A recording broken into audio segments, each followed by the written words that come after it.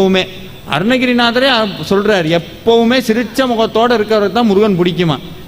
சிரிச்ச முகத்தோட கோயிலுக்குள்ள வரும்போதே உருன்னு வந்தோம்னா முருகன் நினைப்பார், இவனுக்கு எதுக்கு வாய் வச்சனே எனக்கு தெரியல, சாப்பிட்றதுக்கு மட்டும்தான் பயன்படுத்துறான், சிரிக்கவே மாட்டான் அப்படின்னு. என்னைக்கு சிரிச்ச முகத்தோடு இருக்கணும். சார், இந்த வாழ்க்கை நம்மளுக்கு எத்தனை நாள் இருப்போம், யாருக்காவது உத்தரவாதம் தெரியுமா? ஒருத்தருக்கும் தெரியாது. இருக்கிற வரைக்கும் எதுக்கு கஷ்டப்படணும்? நம்ம சோகமாக இருந்தால் கஷ்டம் நம்மளை விட்டு போயிடுமா?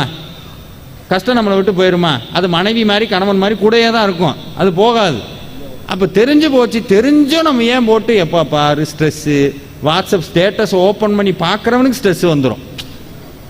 அவ்வளவு கொடூரமாக தான் வைக்கிறாங்க. அதுக்குன்னே பாட்டெல்லாம் கட் பண்ணி அதை என்னென்ன பண்ணுமோ எல்லாம் பண்ணி அதை அடுத்தவன் பார்க்கலைன்னா அதில் ஸ்ட்ரெஸ் ஆகிறான்.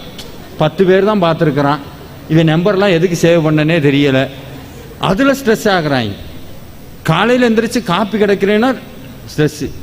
எதுக்கு எடுத்தான் சார் 7வது படிக்கிற பையனுக்கு ஸ்ட்ரெஸ் ஆகுதுங்கிறான், 7வது தான் படிக்கிறான். இன்னைக்கு எல்லா குழந்தைங்களும் வீட்டில் பார்த்தீங்கன்னா, இன்னும் கொஞ்ச நாள் போனால் இந்த குமரிமுத்துன்னு ஒரு நடிகர் இருந்தால் தெரியுமா, இங்கே ஒரு கண்ணு இங்கே ஒரு கண்ணு இருக்கும், அந்த மாதிரி ஆயிடும் குழந்தை பூரா.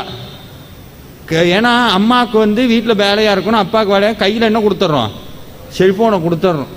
இன்னைக்கு அந்த காலத்தில் தான் சொல்லுவாங்க, கொல்லிவாய் பேசு, இந்த சஷ்டி கவசம் படிச்சிங்கன்னா வரும், கொல்லிவாய் பேய்களும் குரலை பேய்களும் அடியனை கண்டால் நில்லாதோட நீ என கருசு. இந்த பேய் பிசாசெல்லாம் டிஜிட்டல் வேர்ல்டில் செல்ஃபோனாக மாறி நிற்கிது.